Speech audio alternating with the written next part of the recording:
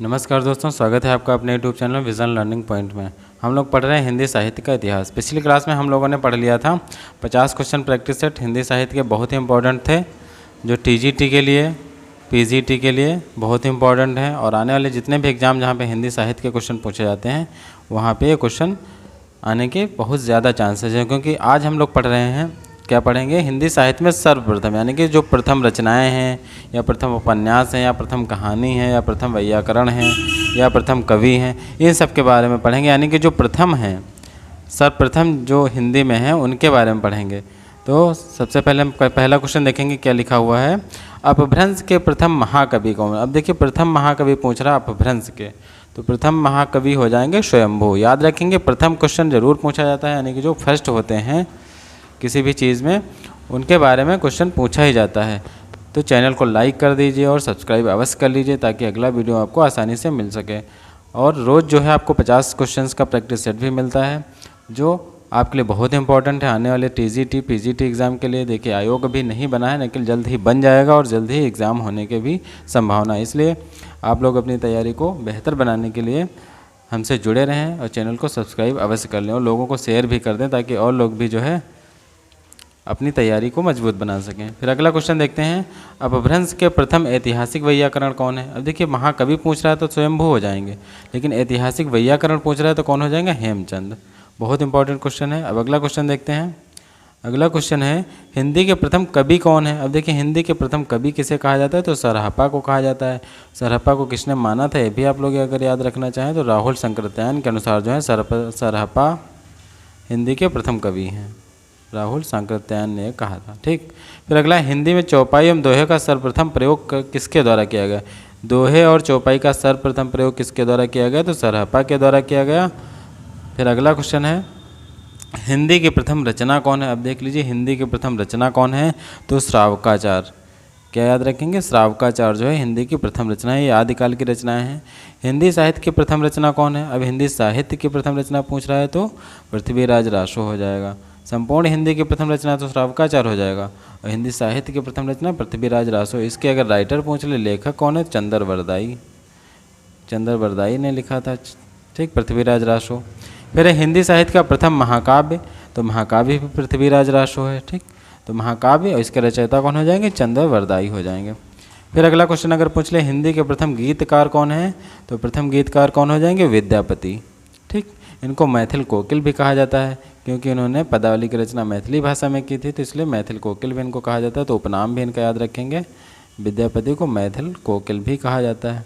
ठीक, उपनाम का वीडियो हमने बना रखा है, आप प्लेलिस्ट में जाकर के देख लेंगे। बहुत इंपॉर्टेंट जितने भी कवि हैं उनके उपनाम से संबंधित सारा जो है एक वीडियो में आपको मिल जाएगा। पहले भक्ति के प्रवर्तक कौन है, तो भक्ति के प्रवर्तक हो जाएंगे रामानुजाचार्य। ठीक, रामानुजाचार्य भक्ति। अगर पूछ ले कि सर्वप्रथम भक्ति कहाँ से उपजी, तो दक्षिण भारत से उपजी, दक्षिण भारत से होते हुए उत्तर भारत में भी विस्तृत हो गई। ठीक है, भी याद रखेंगे। फिर है अगला क्वेश्चन, हिंदी के प्रथम सूफी कवि कौन है, तो हिंदी के प्रथम सूफी कवि कौन हो जाएंगे, असाइत हो जाएंगे। ठीक, असाइत। फिर अगला क्वेश्चन, सूफी प्रेमाख्यान का प्रथम काव्य। अब सूफी प्रेमाख्यान का प्रथम काव्य पूछ रहा है तो हंसावली हो जाएगा, हंसावली। और प्रथम कवि पूछे तो असाइत हो जाएंगे। फिर अगला क्वेश्चन है, हिंदी का प्रथम बड़ा महाकाव्य कौन सा है। अब बड़ा महाकाव्य तो पद्मावत आ गया। पद्मावत के रचयिता अगर पूछ ले तो मलिक मोहम्मद जायसी, आप लोग याद रखेंगे, मलिक मोहम्मद जायसी, ये हो जाएंगे पद्मावत के रचनाकार। ठीक, मलिक मोहम्मद जायसी।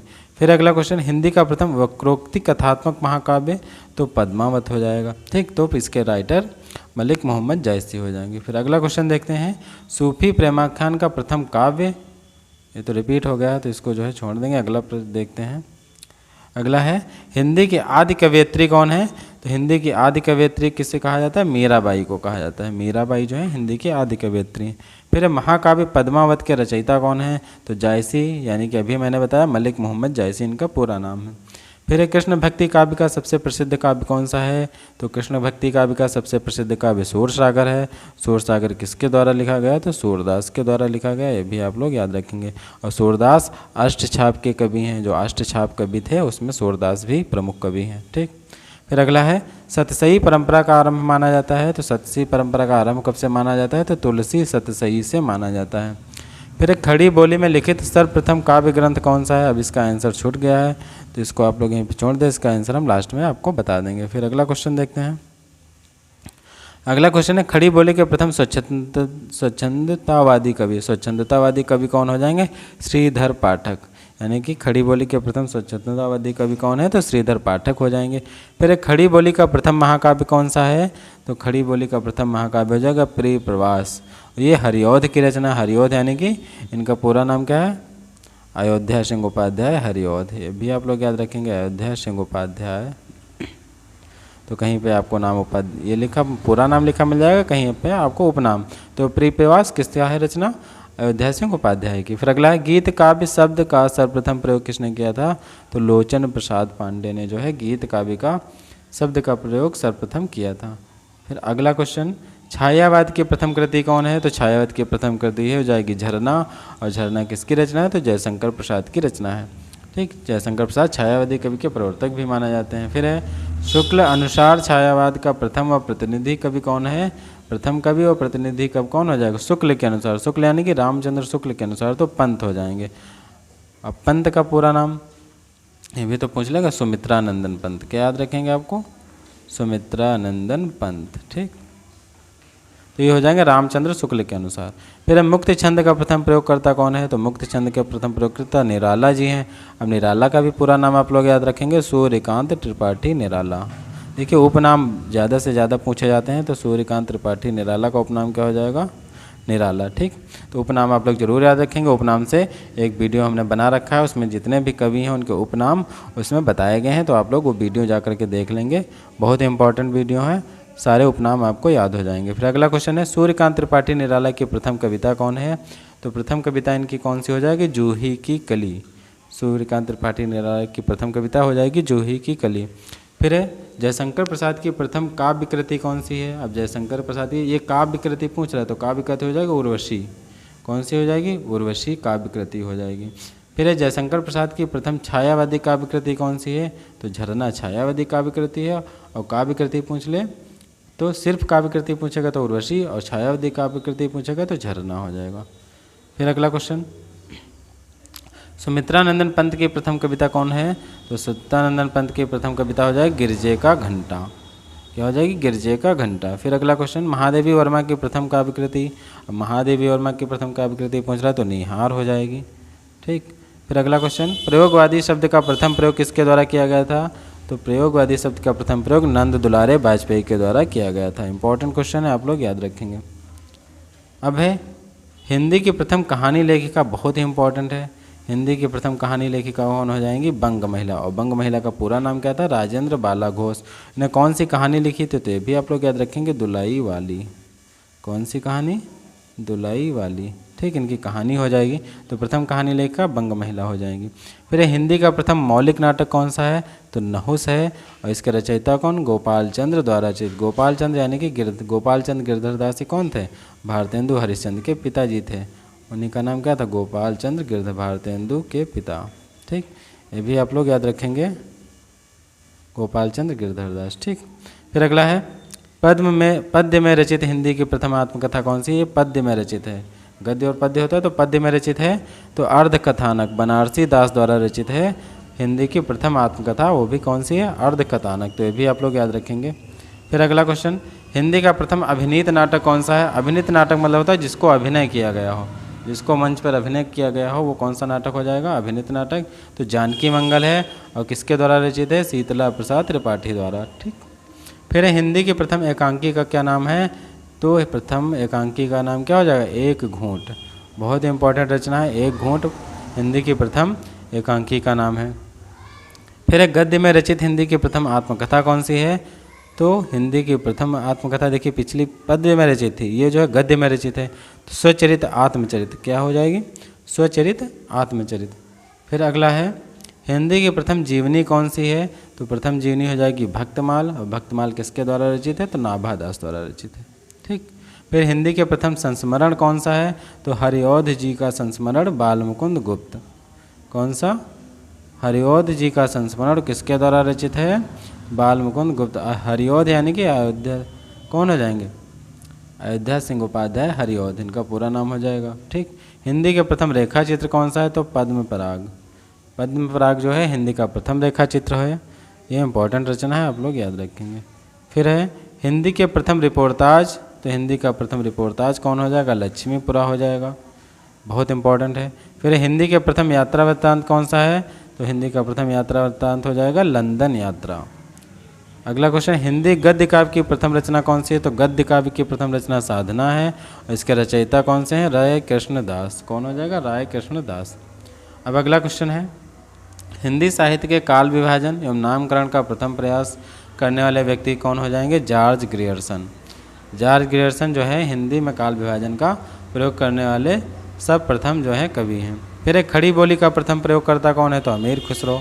अमीर खुसरो ने खड़ी बोली का सर्वप्रथम प्रयोग किया था। फिर एक खड़ी बोली गद्य की प्रथम रचना, तो चंद छंद वर्णन की महिमा हो जाएगी, और इसके रचयिता कौन है? गंग कवि। कौन हो जाएंगे रचयिता? गंग कवि।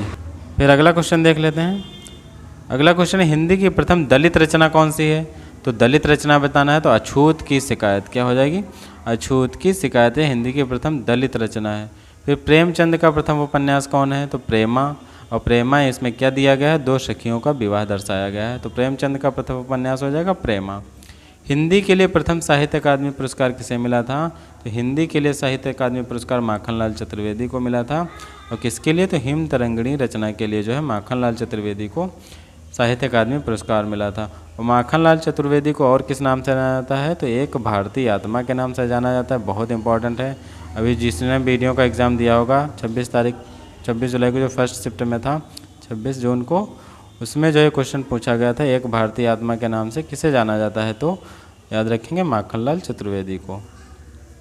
अगला क्वेश्चन है, प्रेमचंद का मूल रूप से हिंदी में लिखित प्रथम उपन्यास, तो कायाकल्प हो जाएगा, मूल रूप से हिंदी में लिखा गया है। ठीक, फिर ज्ञानपीठ पुरस्कार से सम्मानित प्रथम हिंदी साहित्यकार कौन है? तो सुमित्रा नंदन पन्त हैं। ये प्रथम हिंदी साहित्यकार थे जिनको ज्ञानपीठ पुरस्कार मिला था। किसके लिए मिला था? चिदम्बरा के लिए मिला था। रचना भी याद रखेंगे, चिदम्बरा के लिए। फिर है ज्ञानपीठ पुरस्कार से सम्मानित प्रथम हिंदी महिला, अब महिला साहित्यकार हैं, वो कवि थे, ये महिला साहित्यकार हैं, तो महादेवी वर्मा। और किस रचना के लिए? यामा के लिए। कब मिला? ये भी याद रखेंगे, 1982 में मिला था। ठीक, इंपॉर्टेंट क्वेश्चन है, पूछा जा सकता है, कई बार पूछा भी गया है। प्रथम विश्व हिंदी सम्मेलन का आयोजन कहाँ हुआ था? तो नागपुर में हुआ था 1975 में। ये प्रथम विश्व हिंदी सम्मेलन है। लगभग 12-13 विश्व हिंदी सम्मेलन हुए हैं, इनको आप लोग याद कर लेंगे। इसके लिए हम एक वीडियो बना देंगे जो आपको इस चैनल पर मिल जाएगा, जिसमें जितने भी प्रमुख हिंदी सम्मेलन हैं आपको सारे मिल जाएंगे। फिर प्रथम हिंदी पत्र कौन सा है? तो उदंत मार्तंड है। प्रथम हिंदी पत्र एक साप्ताहिक पत्र था, एक सप्ताह बाद निकलता था, साप्ताहिक पत्र था, याद रखेंगे। और दिन भी अगर पूछ लिया तो मंगलवार के दिन निकलता था हर सप्ताह। ठीक, और कब से इसकी शुरुआत हुई थी? तो 18 से 26 से। कहाँ से निकलता था अगर पूछ ले तो? कलकत्ता, याद रखेंगे, कलकत्ता से जो है इसका प्रकाशन होता था। ठीक, बहुत इंपॉर्टेंट क्वेश्चन है उदंत मार्तंड। फिर अगला क्वेश्चन है, प्रथम हिंदी दैनिक, दैनिक का मतलब जो दैनिक समाचार पत्र जो रोज़ निकलता हो, डेली निकलता हो, उसे सदा समाचार सुधावर्षण, तो ये भी याद रखेंगे। हिंदी की प्रथम वेबसाइट कौन सी है? तो वेब दुनिया जो है प्रथम हिंदी वेबसाइट है। अगला क्वेश्चन है, साहित्य अकादमी के प्रथम अध्यक्ष कौन थे? तो पंडित जवाहरलाल नेहरू जो है साहित्य अकादमी के प्रथम अध्यक्ष थे। अब अगला क्वेश्चन है, हिंदी में प्रथम लघु पत्रिका कौन सी है? कौन सी थी? तो लघु पत्रिका थी नए पत्ते, याद रखेंगे, नए पत्ते। फिर हिंदी में प्रकाशित प्रथम ग्रंथावली कौन सी है? तो भारतेंदु ग्रंथावली है, हिंदी में प्रकाशित है। अगला क्वेश्चन, हिंदी साहित्य परिषद के प्रथम अध्यक्ष कौन थे? तो पुरुषोत्तम दास टंडन जो है हिंदी साहित्य परिषद के प्रथम अध्यक्ष थे। फिर अगला क्वेश्चन है, संयुक्त राष्ट्र संघ यूएनओ में हिंदी में भाषण देने वाले प्रथम व्यक्ति कौन थे? तो अटल बिहारी वाजपेयी थे, इनको याद रखेंगे, प्रधानमंत्री रह चुके हैं। तो जब ये प्रधानमंत्री थे तो यूएनओ में जो इन्होंने हिंदी में भाषण दिया था, तो याद रखेंगे, बहुत इंपॉर्टेंट क्वेश्चन है। फिर है हिंदी भाषा का प्रथम वैज्ञानिक इतिहास, तो वैज्ञानिक इतिहास क्या है? हिंदी भाषा का इतिहास। ठीक, अगर पूछ ले प्रथम हिंदी भाषा का वैज्ञानिक इतिहास किसने लिखा? तो गणपति चंद्र गुप्त ने लिखा, ये भी आप याद रखेंगे। और हिंदी भाषा का साहित्य जो है प्रथम वैज्ञानिक इतिहास है। फिर जयनंद का प्रथम उपन्यास कौन सा है? याद रखेंगे, जयनंद का प्रथम उपन्यास हो जाएगा परख, बहुत इंपॉर्टेंट है, परख। भगवती चरण वर्मा का प्रथम उपन्यास पूछ ले तो चित्रलेखा हो जाएगा, चित्रलेखा। अगला क्वेश्चन है इलाचंद्र जोशी का प्रथम उपन्यास कौन सा है? तो प्रणामयी। कौन सा हो जाएगा? प्रणामयी। फिर अज्ञेय का प्रथम उपन्यास, अज्ञेय का पूरा नाम याद रखेंगे, सच्चिदानंद हीरानंद वात्स्यायन अज्ञेय। शेखर एक जीवनी, इंपॉर्टेंट क्वेश्चन है, एक बार पूछा भी जा चुका है। अज्ञेय का प्रथम उपन्यास शेखर एक जीवनी। फिर है रेणु का प्रथम उपन्यास, तो मैला आंचल। अब रेणु का नाम भी याद रखेंगे, फणीश्वर नाथ रेणु। क्या नाम? फणीश्वर नाथ। इनका उपनाम क्या हो जाएगा? रेणु। ठीक। अज्ञेय का प्रथम नाम सच्चिदानंद हीरानंद वात्स्यायन अज्ञेय, इनका हो जाएगा। और रेणु कौन से? फणीश्वर नाथ रेणु। तो मैला आंचल इनका प्रथम उपन्यास हो जाएगा। अगला क्वेश्चन है जयशंकर प्रसाद की प्रथम कहानी, तो ग्राम जयशंकर प्रसाद की प्रथम कहानी है, बहुत इंपॉर्टेंट जयशंकर प्रसाद हैं, इनके बारे में जरूर याद रखेंगे। प्रेमचंद की प्रथम कहानी पंच परमेश्वर है। कौन सी है? पंच परमेश्वर। ठीक। और मानसरोवर जो इनकी रचना है, एक मानसरोवर, उसमें कहानियों का संग्रह दिया गया है, तो ये आप लोग याद रखेंगे। मानसरोवर कहानी संग्रह है प्रेमचंद जी का, बहुत इंपॉर्टेंट है, कई बार पूछा जा चुका है। फिर अगला है अज्ञेय का प्रथम कहानी संग्रह कौन सा है? तो अज्ञेय का प्रथम कहानी संग्रह हो जाएगा विपथगा। कौन सा? विपथगा। ठीक। अब अगला क्वेश्चन है जयशंकर प्रसाद का प्रथम ऐतिहासिक नाटक कौन सा है? तो राजश्री ऐतिहासिक नाटक है। फिर अगला क्वेश्चन हिंदी का पहला उपन्यास कौन सा अगर पूछ लिया तो परीक्षा गुरु है। और परीक्षा गुरु किसने रचा है, किसके द्वारा रचित है? तो लाला श्री निवास दास। आप लोग याद रखेंगे, लाला श्री निवास दास। ठीक। ये इंपॉर्टेंट क्वेश्चन थे जो बहुत इंपॉर्टेंट थे, प्रथम थे, प्रथम रचनाएं थी, प्रथम कहानियाँ थी। और इसके आगे हम आप लोगों को ऐसे ही 50 क्वेश्चन प्रैक्टिस कराते रहेंगे। ये तो चलो नया वीडियो था, इसमें ज़्यादा क्वेश्चन थे। 50 क्वेश्चन जो डेली आपको मिलते हो मिलते रहेंगे। और चैनल को सब्सक्राइब अवश्य कर लें, लोगों को भी शेयर कर दें ताकि और लोग भी वीडियो से जुड़ सकें। वीडियो कैसा लगे ज़रूर बताएंगे, कमेंट करेंगे। आपको जो पढ़ना है वो आप कमेंट में बता देंगे, हाँ आपके लिए वो वीडियो जो है तैयार कर देंगे। तो मिलेंगे अगले वीडियो में, तब तक के लिए धन्यवाद।